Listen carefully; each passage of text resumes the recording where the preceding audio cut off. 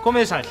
Kvikmyndahátíð framhaldsskólanna verður sett núna í fyrsta skipti 7. febrúar og af okkur ármúlingum eða nemendum Fjölbrautaskólans við Ármúla. Markmið þessara hátíðar er að efla kvikmyndastarf í framhaldsskólum víðs vegar landið jafnt sem að efla ungt listafólk í kvikmyndagerð. Heiðursgestur hátíðarinnar er Ragnar Bragason sem er sestur hérna með mér. Komdu sæll og blessaður Ragnar. Sæll og blessaður. Velkominn. Takk. Þú ert nú gamall FH-ingur. Jú. Voru þetta mikil mótunar ár fyrir þér? Já, sérstaklega tengt kvikmyndagerðinni. Já. Því ég kom í FH, ég kom svona á miðjum menntaskólaaldrinum inn í FH og hafði nú ekki pælt mikið í kvikmyndagerð fyrir þann tíma. Nei. En í FH endaði ég í kúrs hjá Önnu G. Magnúsdóttur kvikmyndagerðarmanni sem bara í kvikmyndagerð og var nú svona meira bara að fylla upp í stundaskrána heldur en hitt, sko. Og í framhaldi af því þá hef ég nú mest lítið annað gert, sko. Já. Hún lét okkur gera mynd og svona hvatt okkur áfram og leist mjög vel á það sem ég hafði gert og sagði... Í skólanum? Í skólanum, sko. Já. Og hvatti mig eindrið að halda áfram á þessari braut. Og ég hafði engar svona fyrirfram ákveðnar hugmyndir kvikmyndagerð, sko.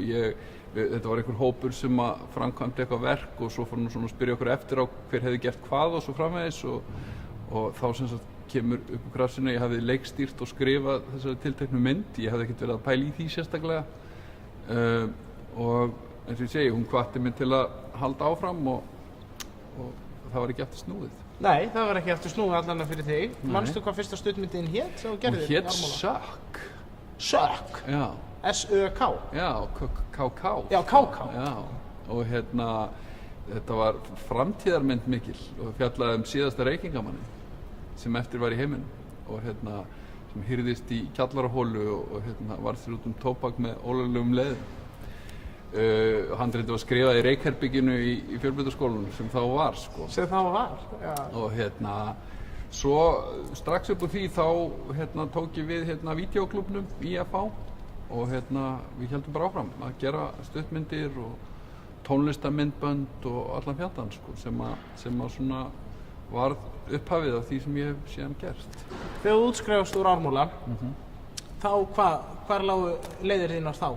Strax í kvikmyndagerð? Já, ég fór sko mjög fljótlega til Bandaríkjanna, var í New York hálfan vetur. Tók svona einhverja workshoppa í kvikmyndagerð og svona kynntist fullt af góðu fólki og byrjaði bara að skrifa strax mikið handrit og gerði sjónvarpsþætti mjög fljótlega upp úr því fyrir Stöð 2, þáttaseríur og bara, þú veist, boltinn byrjaði bara að rúlla frekar hratt, sko. Já, ég meina þegar áhugin er fyrir hendi. Já. Segðu mér hvenær byrjar að hafa svona mikið áhuga á manneskjunni? Að vinna svona mikið með... Ég held nú að áhugin á manneskjunni sé mun fyrr, sko, heldur en kvikmyndaáhugin, sko. Ég ætlaði mér sem barn að vera rithöfundur og var mikill svona bókanörd, sko. Ég las Oliver Twist eftir Dickens þegar ég var 7-8 ára og það svona, imprentaði í mig áhugan á manneskjunni og heiminum, ljós og skugga og svo framvegis, sko. Og það svona kannski í kvikmyndagerðinni sameinast dálítið það, sko, þú veist, þessi áhugi á skáldskap annars vegar og hins vegar fólki, sko, að vinna með fólki og fjalla fólk og þetta er síðan bara eitthvað svona sem sko þróast og ágerist eftir því sem maður eldist, sko. Lágu leiðir þínar aldrei eitthvað svona, það er að gera það nú, en hafðir einhvern tímann hugsað að vinna meira í leikhúsi? Nei, leikhúsið kemur síðan bara seinna sem svona einhvers konar afsprengja af kvikmyndagerðinni, sko. Þáverandi leikhússtjóri í Borgarleikhúsinu, Magnús Geir, hafði samband mig já, bara fyrir allmörgum árum og svona stakk því að mér hvort ég hefði ekki áhuga að koma í leikhús og gera eitthvað. Og ég svona var ekki með hugann þar og hélt að það væri nú ekki kannski eitthvað fyrir mig. Þekkti ekkert leikhús sérstaklega sko og hafði ekkert stúderað það. Svo var hann bara sífellt ágengari þannig að ég á endanum lét til leiðast og ákvað að prófa það. Já. Og í sjálfu sér kom mér það dálítið á óvart að það ekkert svo mikil munur á leikhúsi eða kvikmyndum sko. Ég allavega svona umbylt ekkert mínum vinnuaðferðum eða nálgun sko. Ég dálítið tók bara sömu línu og ég hef verið á sko. Verið á þessum mannlegu nótum sko. Akkurat. Leikhúsið kannski þægilegri innivinna heldur en kvikmyndagerð. Mun þægilegri innivinna. Já, mun þægilegri. Hver svona hinn sanni listamaður Ragnar Bragason? Hinn sanni listamaður, sko, ég mun eflaust ekkert komast að því sjálfur sko meðan ég lifi en það er kannski fyrir aðra að dæma og gera upp þegar allt yfirstaðið kannski. En eins og þú nefndir sko þá sko svona þessi áhuga á bara hinu mannlega eðli, skilurðu, hver við erum og af hverju erum við eins og við erum og svo framvegis sem að svona drífum mig áfram. Og allar sögur sem að mér kom í hug eru mjög svona karakterbasiraðar sko. Ég lítið frá þessari fyrstu framtíðarstuttmynd sem ég gerði þá nú lítið verið að synda í framandlegum heimum heldur kannski meira svona mínu nær umhverfi sko.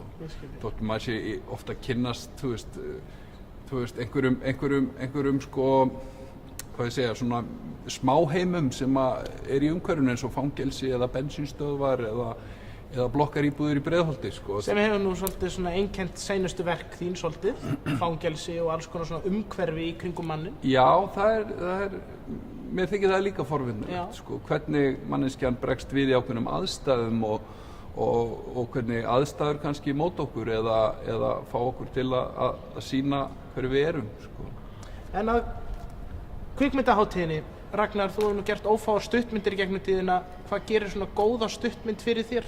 Góð stuttmynd yfirleitt stutt. Já.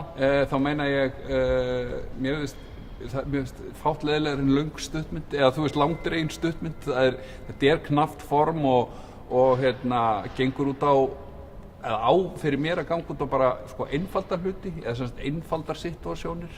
Þótt að sko einföld situasjón geti verið tákgræn fyrir stóra hluti sko, þá svona mínar uppáhalds stuttmyndir sko, eða þær stuttmyndir sem ég hef notið hvað mest í gegnum tíðina eru myndir sem þú veist, ekki að reyna að sprengja sig ómikið út sko, eru meira svona inn á við sko. Eins og kannski Sökk, já, sem var nú svolítið svona. Já, ég veit nú ekki hvort að sú mynd standist skoðun í dag sko.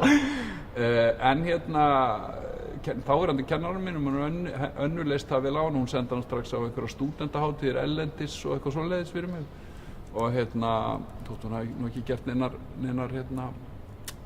glóríur sko að þá var hún svona fyrsta fræið að minnsta kosti. Ég skil.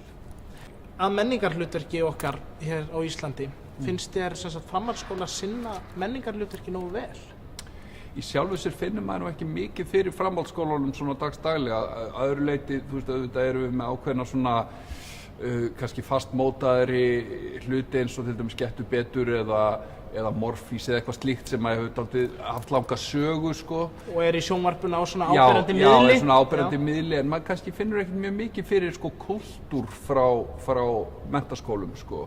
Það þú veist, við reyndum, ég man nú á sínum tíma, ég rifjast nú upp fyrir mér sko, við störtuðum sko kvikmyndaklúbb framhaldsskólana þegar ég var í FH og ég var formaður í þeim félagskap sem voru rauninni allir framhaldsskólanar á höfuðborgarsvæðinu og lifði nú ekki lengi, kannski 1 eða 2 ár sko. Við vorum með einhverja kvikmyndahátíðir í regnboganum og eitthvað svona og en það svona loknaðist dálítið fljótt út af því það er náttúrulega ákveðin endurnýjun alltaf í mannskap, fólk staldrar ekki lengi við í menntaskóla, það eru bara örfá ár sko. En mér líst mjög vel á þetta tiltekna mála að starta kvikmyndahátíð framhaldsskólanum. Af því að það er náttúrulega rosalega fín gróska og það er grasrótarstarfsemi í kvikmyndagerð. Nú hefur, þú veist, það er náttúrulega tengt tækni og öðru slíku sko, að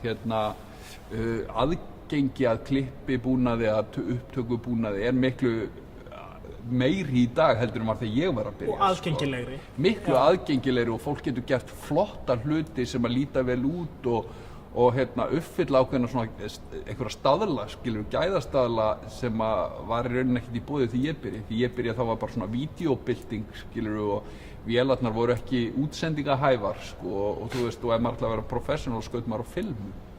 Í dag bara hinn stafræni heimur það sem maður stjórnar, skilur, og hann nær alveg niður í barnaskóla, sko. En tæknin náttúrulega bara einn fasi, annað hugmyndir, annað úrvinnsla og svo framvegis, sko. Tæknin skiptir svo sem ekki aðalmálinu hérna, sko. En ég vona að þetta verði allan til þess að fólk finni sér allan þá einhvern vettvang til að koma sér á framfæri, því að það náttúrulega mjög mikilvægt líka fyrir fólk. Þú veist, kvikmyndagerð hópíþrótt að því leyti að það þarf marga til að stundana saman og ekki síður þú ert að gera eitthvað til að sýna fólki, og ef þú hefur einhvern vettvang til að sýna þá náttúrulega virkar það hvetjandi fyrir einstaklingin eða fyrir kvikmyndagerðarmenn að halda áfram, sko. Akkúrat. Svona að lokum, hvað er kvikmyndahátíð fyrir þér?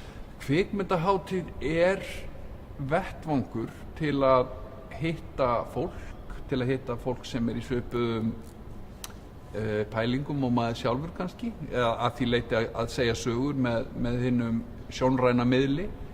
Ég hef náttúrulega ég hef ekki töluna á kvikmyndahátíðum sem ég hef farið á ævina, sko, með mína myndir og annars slíkt. Það hlaupa örugglega yfir 100 hátíðir sem ég hef farið á. Og bestu hátíðarnar einmitt hátíðir þar sem fólk hittist og nær að spjalla og sér verk hvors annars og það kemur út inspirerað, skilur. Ég gerði það reglu því ég fer á kvikmyndahátíð erlendis að labba inn á einhverja mynd á þess að vera að pæla í hvaða mynd það er. Ég labba bara í bíóið eða eitthvað af bíónum sem í boði á hátíðinni, vel með bara eitthvað, labba inn og læt koma mér óvart, skilur. Og ég hef séð margar af mínar svona uppáhaldsmyndum myndir sem ég bjóst ekki við neinu, skilur, og var ekki með neinar væntingar. Og fólk gerir sér svo sem enga væntingar á kvikmyndahátíð. Það er allt nýtt, þú veist ekki hvað það er, sko. Ragnar Bragason, ánægilegt að hitta þig og við hlökkum til að fá þig á hátíðina og koma þér óvart. Já, mér hlakka til. Takk fyrir.